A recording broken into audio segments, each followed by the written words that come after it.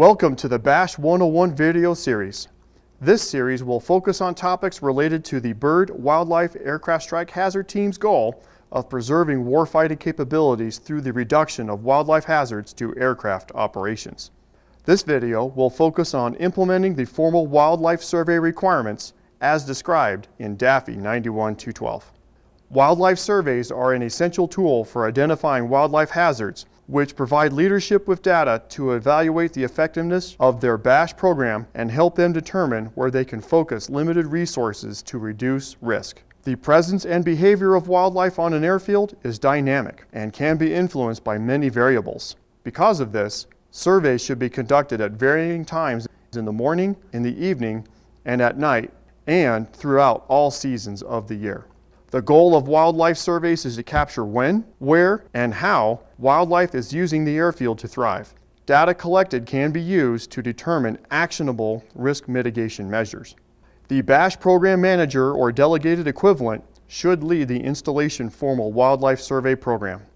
Anyone, not just safety personnel, can be designated and trained as part of the survey team by the BASH program manager. What are the considerations when conducting a wildlife survey? At a minimum, survey data collected must include date and time, the wildlife location, the wildlife species observed, the number of individuals for all species present, the habitat being used by the wildlife, and observed wildlife behavior. These 6 items ensure that the collected data is both standardized and useful. When we document this specific information, the Safety Office can identify daily and seasonal trends, the use of various habitat types, for example, grassland, trees, water sources, or bare dirt, specific species that are using the airfield, and even identify unusual changes in expected wildlife behavior, which can be investigated by the Safety Office for risks to flying operations. The most common survey method is the point count survey, where surveyors use a series of set location points across the airfield as the locations where they observe wildlife. The number of points and location of those points are specific to your airfield and its attractants, so coordinate with your BASH program manager, wildlife biologist, or your natural resources office to establish points if your airfield does not have point count locations. These locations should remain consistent over time for data analysis purposes. Once collected, the data can be used to visualize wildlife behavior and usage trends over time. This is a great resource to use when advocating for airfield improvement projects to enhance the BASH program. Once you have objective data showing that you have a documented wildlife hazard, it is much easier to advocate for solutions and funding. Personnel conducting surveys should, at a minimum, know how to identify the common wildlife species known to be in their area of responsibility. Anyone can conduct surveys. However, a specific type of survey called a wildlife hazard assessment can only be conducted by a qualified airport wildlife biologist. We will talk about wildlife hazard assessments in another video. It is always a good idea to take photos and videos of the hazards you observe. They can be a valuable resource in communicating identified hazards to people who are not familiar with wildlife biology, including your installation leadership and other decision makers. Ensure proper permissions are obtained prior to taking photos or videos on the installation.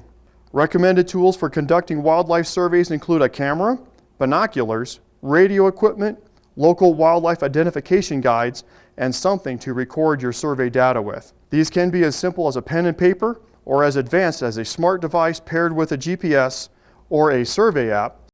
For ease of use, attachment 2 in DAFI 91-212 is a bird survey data sheet you can print and use when conducting formal wildlife surveys. This data sheet is also available on our BASH Air Force portal site under Survey Data Sheets and is titled Bird Survey Data Sheet. For night surveys, you will want a forward-looking infrared camera, otherwise known as a FLIR camera. This is a great tool to identify wildlife on your airfield at night and are much more effective tools when compared to night vision goggles. A powerful spotlight is also a good tool for night surveys and may assist in identifying an animal observed with a FLIR.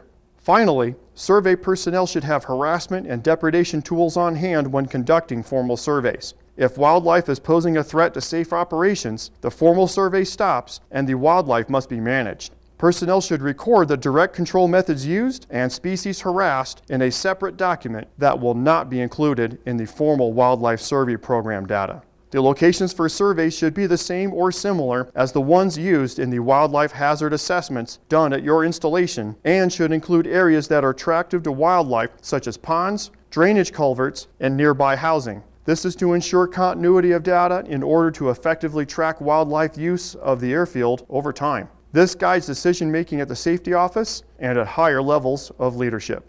To summarize, the Air Force's formal wildlife survey program will, at a minimum, have survey point count stations that remain somewhat consistent over time. Conduct daytime surveys at least twice a month and nighttime wildlife surveys at least once a month. Record incidental large mammal observations. Conduct small mammal surveys twice a year, and record incidental wildlife observations made during patrols or while driving between survey points. Thank you for watching this video on conducting wildlife surveys on installations. We hope you found this video useful. Feel free to reach out to the AFSEC BASH team at any time for help. You can also find BASH information and resources on our AFSEC BASH webpage and on the Air Force portal.